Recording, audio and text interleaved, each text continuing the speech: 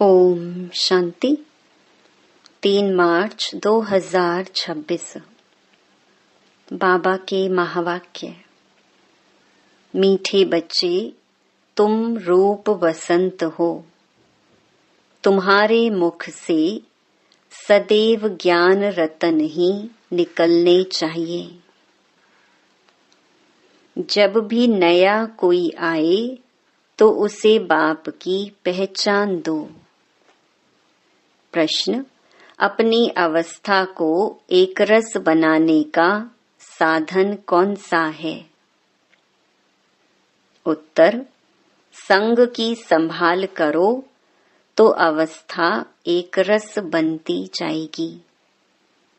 हमेशा अच्छे serviceable student का संग करना चाहिए।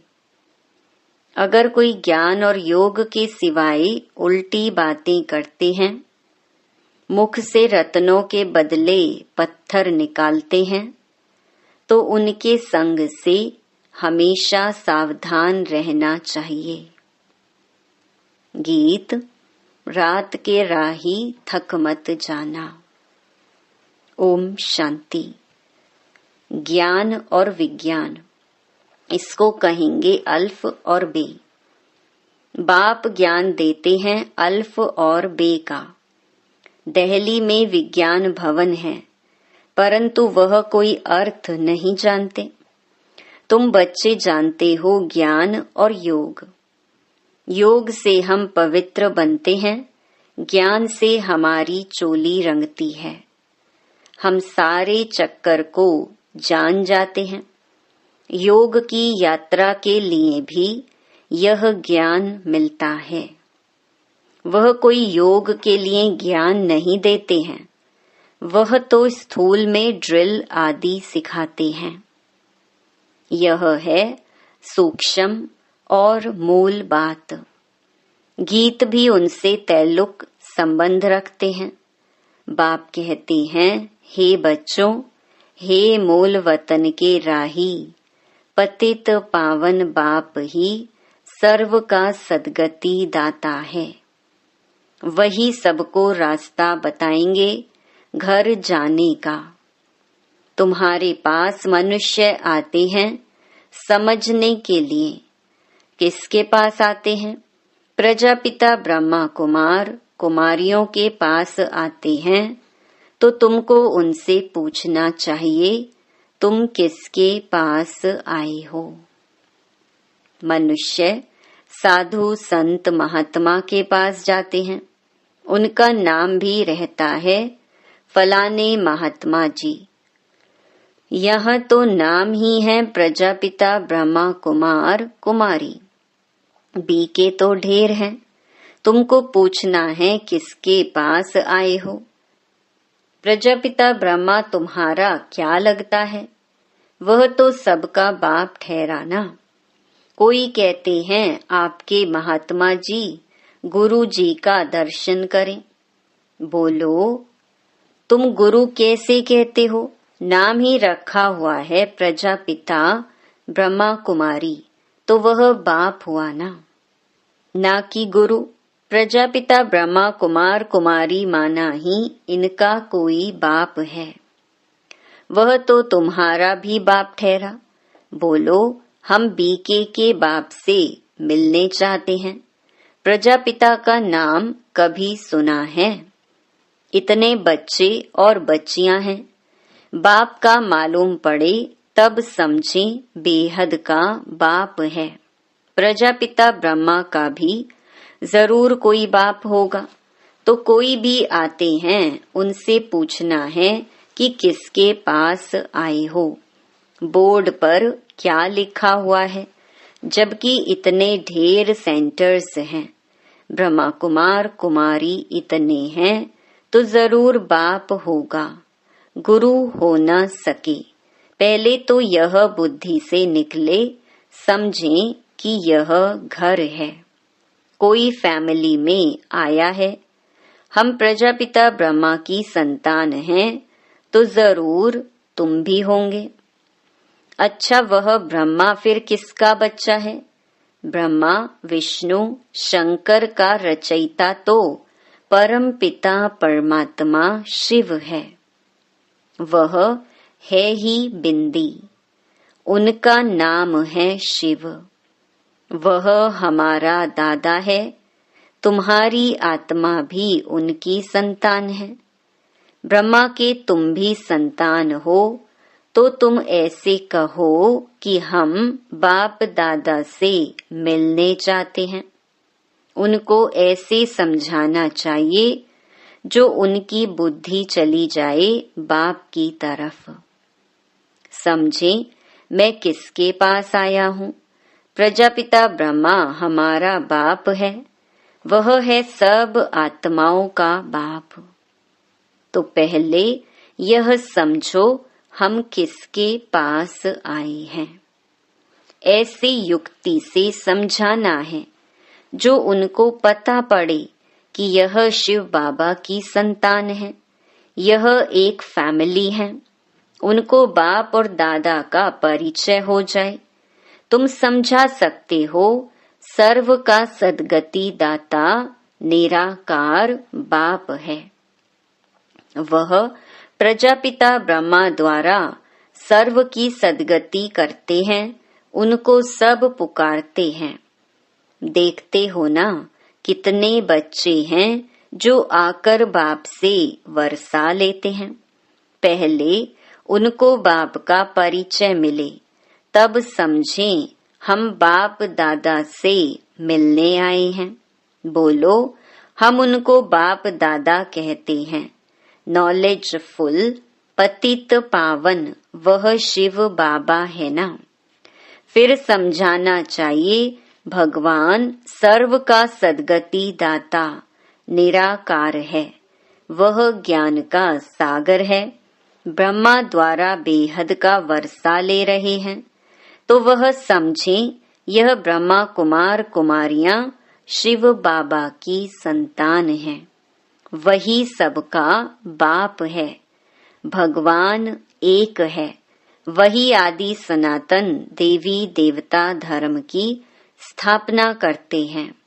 वह स्वर्ग का रचयिता सर्व का बाप भी है, टीचर भी है, गुरु भी है। सृष्टि के आदि मध्य अंत का राज समझाते हैं, अर्थात त्रिकालदर्शी बनाते हैं। जो भी देखो समझने लायक है तो उनको यह समझाना चाहिए। पहले तो पूछो तुम्हारे बाप कितने हैं, लौकिक और पारलौकिक। बाप तो सर्वव्यापी हो न सके। लौकिक बाप से यह वर्षा मिलता है, पारलौकिक से यह वर्षा मिलता है। फिर उनको सर्वव्यापी कैसे कह सकते हैं? यह अक्षर नोट कर धारण करो। यह समझाना जरूर पड़ता है। समझाने वाले तुम ठहरे। यह घर है, हमारा गुरु नहीं है। देखते हो हम सब ब्रह्मा कुमार कुमारियां हैं। वर्षा हमको निराकार शिव बाबा ही देते हैं, जो सर्व का सद्गति दाता है। ब्रह्मा को सर्व का सद्गति दाता पतित पावन लिबरेटर नहीं कहा जा सकता। यह शिव बाबा की ही महिमा है। जो भी आए उनको यही समझाओ कि यह सर्व का बाप दादा है। वही बाप स्वर्ग का रचयिता है। ब्रह्मा द्वारा विष्णुपुरी की स्थापना करते हैं। ऐसे तुम किसको भी समझाएंगे तो फिर बाप के पास आने की दरकार ही नहीं रहेगी। वह तो हिरे हुए हैं, आदत पड़ी हुई है। कहेंगे गुरु जी का दर्शन करें। भक्ति मार्ग में गुरु की बहुत महिमा करते हैं। वेद शास्त्र यात्रा आदि सब गुरु ही सिखलाते हैं। तुमको समझाना है मनुष्य गुरु हो नहीं सकते। हम ब्रह्मा को भी गुरु नहीं कहते। सतगुरु एक है। कोई मनुष्य ज्ञान का सागर हो नहीं सकता। वह सब हैं भक्ति मार्ग के शास्त्र पढ़ने वाले। उनको शास्त्रों का ज्ञान कहा जाता है। जिसको फिलॉसफी कहते हैं। यहाँ हमको ज्ञान सागर बाप पढ़ाते हैं। यह स्पिरिचुअल नॉलेज है। ज्ञान सागर ब्रह्मा विष्णु शंकर को नहीं कह सकते तो मनुष्य को कैसे कह सकते। ज्ञान की अथॉरिटी मनुष्य हो ना सके। शास्त्रों की अथॉरिटी भी परमपिता परमात्मा को कहा जाता है। दिखाते हैं परमपिता परमात्मा ब्रह्मा द्वारा सभी वेदों शास्त्रों का सार इनके द्वारा समझाते हैं। बाप कहते हैं मुझे कोई जानते ही नहीं तो वर्षा कहाँ से मिले। बेहद का वर्षा बेहद के बाप द्वारा ही मिलता है। अब यह बाबा क्या कर रहे हैं? यह होली और धुरिया है ना। ज्ञान और विज्ञान अक्षर सिर्फ दो हैं। मन मनाभव का भी ज्ञान देते हैं। मुझे याद करो तो तुम्हारे विकर्म विनाश होंगे। तो यह ज्ञान विज्ञान है, होली और धुरिया। मनुष्यों में ज्ञान ना होने के कारण वह तो एक दो के मुख में धूल डालते हैं। है भी ऐसे।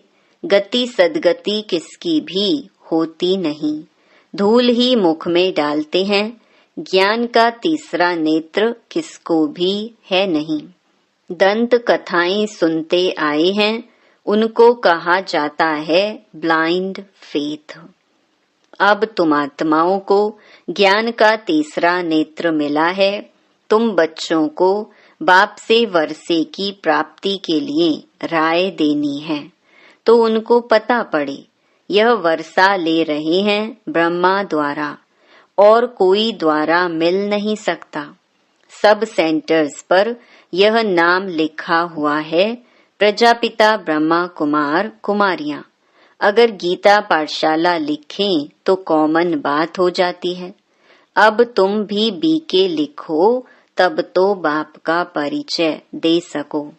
मनुष्य बीके नाम सुनकर डर जाते हैं, इसीलिए गीता पाठशाला नाम लिखते हैं, परंतु इसमें डरने की कोई बात नहीं। बोलो यह घर है। तुम जानते हो किसके घर आए हैं? इन सब का बाप है प्रजापिता ब्रह्मा। भारतवासी प्रजापिता ब्रह्मा को मानते हैं।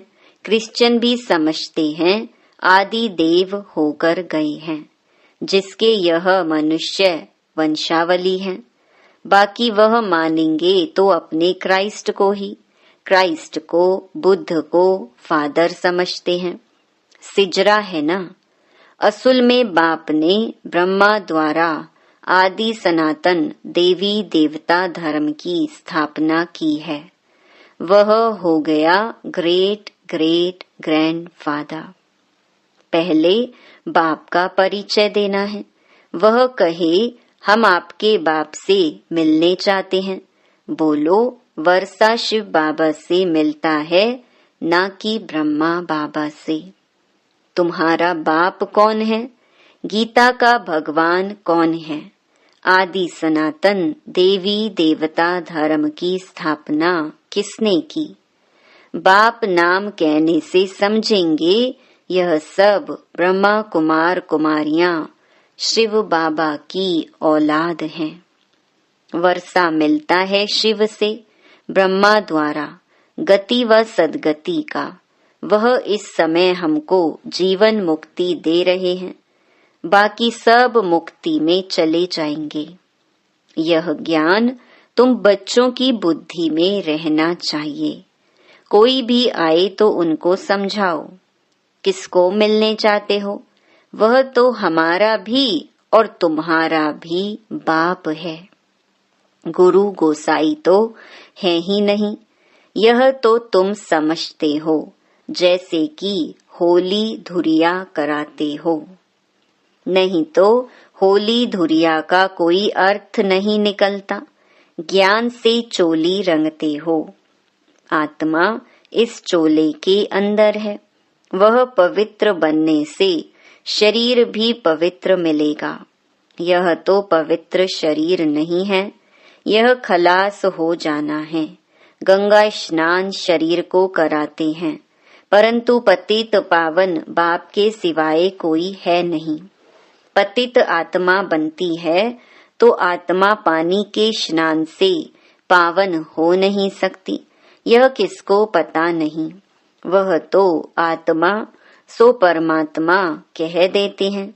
आत्मा निर्लेप है। अभी जो सेंसिबल बने हैं वे ही धारण कर और करा सकते हैं।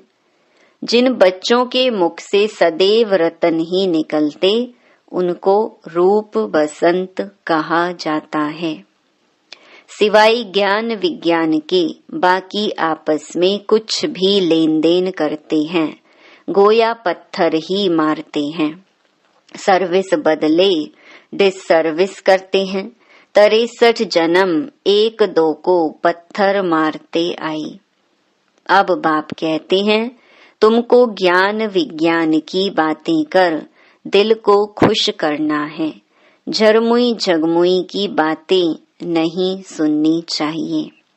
यह ज्ञान है ना। पत्थर तो सारी दुनिया एक दो को मारती है।